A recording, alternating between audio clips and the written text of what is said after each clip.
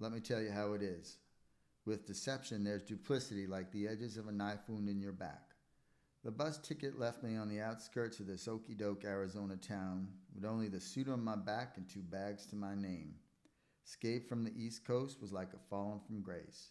Yeah, and her name was Grace, femme fatale. She was my secretary for 7 years, like my right hand. The father-daughter relationship we enjoyed was nothing more than a double-cross frame-up that was filled with a vaporous jealousy reeking like the bottom of a whiskey bottle. Eventually, it led me to the smart end of a heavy pistol shoved in my back. As I opened the door, I could not be sure if it was a beating, a machine gun, or another sabotage awaiting me. There was no one. I loosened my shirt and tie and decided to take a nap. It was going to be a long night, filled with the memories of smoke-filled nightclubs, violence, and the bittersweet taste of seduction. The seduction, that was in her kiss. It was that kiss that blinded me. I lowered the bed, exhaustion rewarding me for my efforts. Then it hit me like a brick. There was a connection I had missed. In my hasty getaway, it completely eluded me. It was love. I loved her. That night, the champagne and the sweetness beneath her silk dress disarmed my heart, left me wrestling, left me wishing.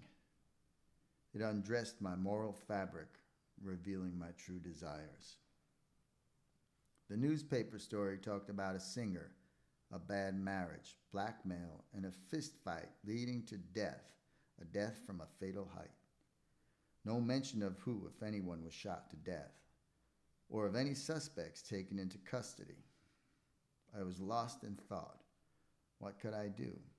I was tied up in this tragedy. I was alone and secluded from the answers and the truth of her. I needed to stay hidden. It was hot. The temperature was rising. I could hear Puccini's C'è Gilda Manina playing in the distance. Sweet visions of her filled my mind. Fear stuck in my throat.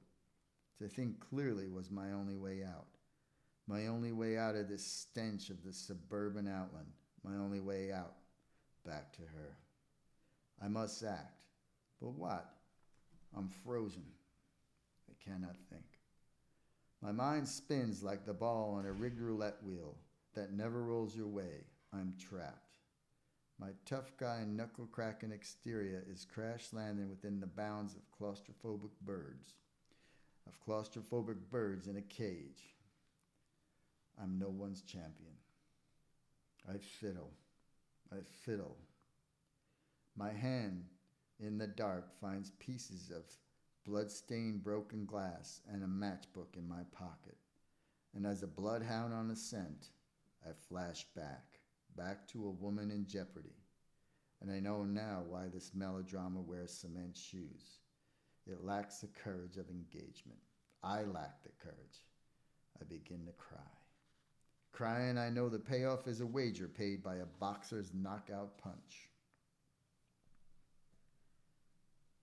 The alarm goes off like chalk across a blackboard, screeching me to awareness. Like a gold ring you catch on a merry-go-round. Before me lies the answer, if I dare to reach for it. The answer plays like sheet music on a keyboard. A prayer. I awaken. I stretch, and suddenly, as if my ambition is renewed with the energy of a typhoon, I stir. No longer can the brutality of this lost affair steal from me like a bandit in the night. Compelled like a prisoner in a jailbreak, I act. With fear as my companion, I begin to move forward to break the bonds. My eyes don't lie. In them I see the truth of my desire. And I know, and I fear. I fear the mistress of my desires may lead to bondage in my heart. I move forward. I act, but I don't know which direction to go.